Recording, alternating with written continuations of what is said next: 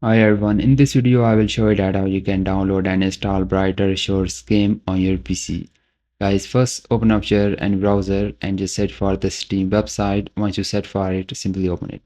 Now just click on this login option you are seeing on the right hand top.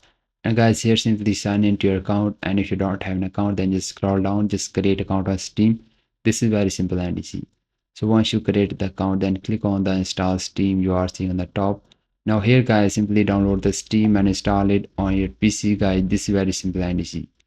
So once you download and install the Steam, simply open up the Steam, then just log into your account, then just click on the top search box and just type here the Brighter Shores.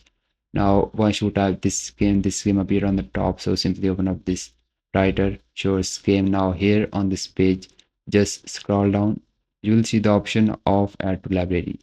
Now guys, as you can see, this game is free to play, so just click on this option of add to library. And now this game was added to your library of Steam. Just go to the library of Steam, and on the left hand side just search for this game and find this game. Guys, once you find this game, just click on the Brighter Shores, then just click on the install. This is how you can download and install this game. If you find this to be helpful, so please consider liking, and bye bye and take care.